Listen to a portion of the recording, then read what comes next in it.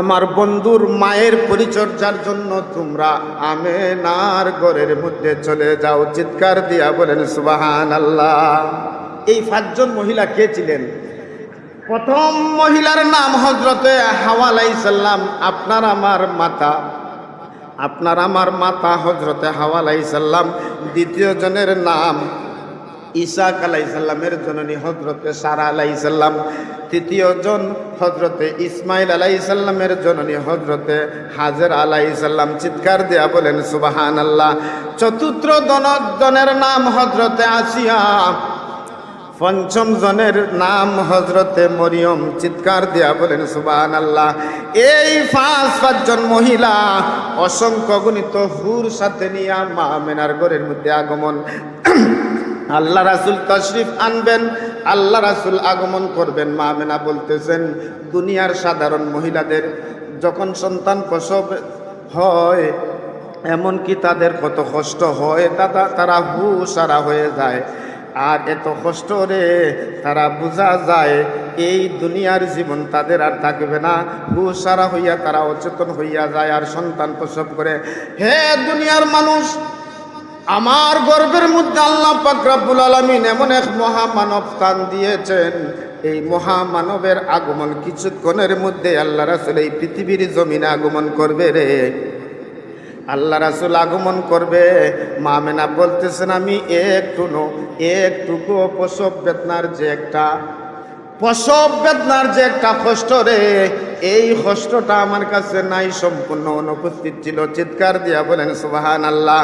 আল্লাহ রাসূল আগমন করবে, জন্মগ্রহণ করবে রে। মা আমেনা বলতেছেন, কিছুক্ষণের মধ্যেই আমার শিশু মুহাম্মদ সাল্লাল্লাহু আলাইহি সাল্লাম এই দুনিয়ার জমিনে আগমন করবে রে। আগমন করেছে। এর মধ্যে ওই 5 জন মহিলার হাতের মধ্যে 5টা জিনিস ছিল। চিৎকার দিয়া বলেন সুবহানাল্লাহ। প্রথম জনের কাছে ছিল বেহেশত হইতে আনিত স্বর্ণের একটা পাত্র। চিৎকার দিয়া বলেন সুবহানাল্লাহ। হযরতে হাওয়া আলাইহিস সালামের কাছে ছিল স্বর্ণের একটা পাত্র। বিবি সারা আলাইহিস সালামের কাছে ছিল রূপার একটা কেতলি। বিবি হাজরা আলাইহিস সালামের কাছে ছিল বেহেশতের সুগন্ধি। বিবি আসিয়া আলাইহিস সালামের কাছে ছিল বেহেশতের সবুজ রঙের একখানা রুমাল। চিৎকার দিয়া বলেন সুবহানাল্লাহ। হযরতে মরিয়ম আলাইহিস সালামের কাছে ছিল বেহেশতের সাদা বস্ত্র। চিৎকার দিয়া বলেন সুবহানাল্লাহ। ওই 5 জন মহিলা আমিনার পরিচর্যার দায়িত্বভার গ্রহণ করেছে। আল্লাহ রাসূল জন্মগ্রহণ করেছে। ওই 5 জন মহিলা স্বর্ণের পাত্রের মধ্যে বেহেশতি পানি দিয়া তাদের আল্লাহর হাবিবকে গোসল করাইলেন।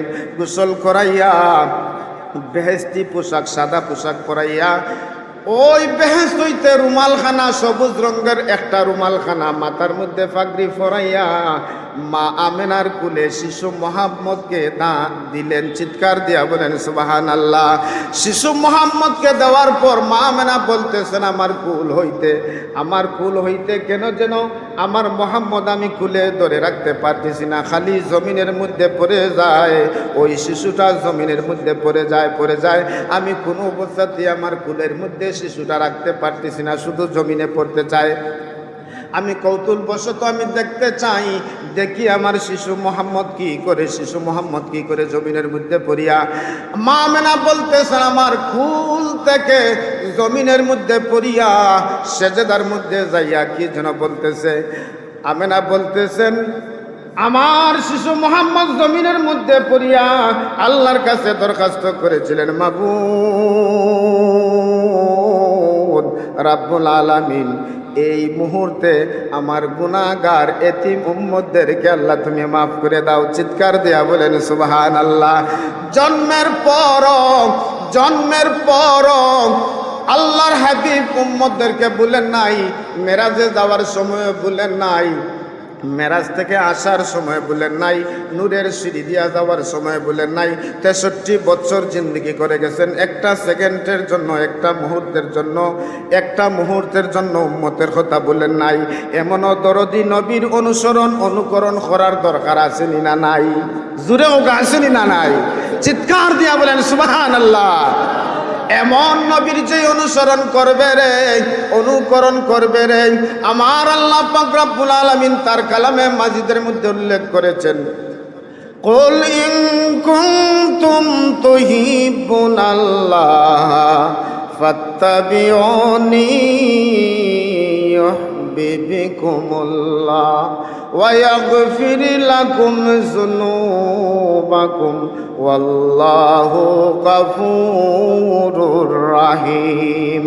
আমার আল্লাহ তাআলা ডাক দিয়া বলেন, বন্ধুরে, হে হাবিব, দুনিয়ার পৃথিবীর সমস্ত মানুষদেরকে জানাইয়া দাও, যদি কোনো মানুষে যদি আমি আল্লাহকে মহব্বত করতে চায়, আমি আল্লাহকে ভালোবাসতে চাই, তাহলে আগে আগে যেন তুমি নবীজিরে মহব্বত করে, তুমি নবীজিকে যেন ভালোবাসে। চিৎকার দিয়া বলেন সুবহানাল্লাহ। এই নবীজিকে ভালোবাসলে, এই নবীজিকে মহব্বত করলে আপনার লাভ হবে না লস হবে? জুড়ে হোকা, জুড়ে হোকা, লাভ হবে না লস হবে? এই নবীজিরে ভালোবাসার দরকার আছে না নাই?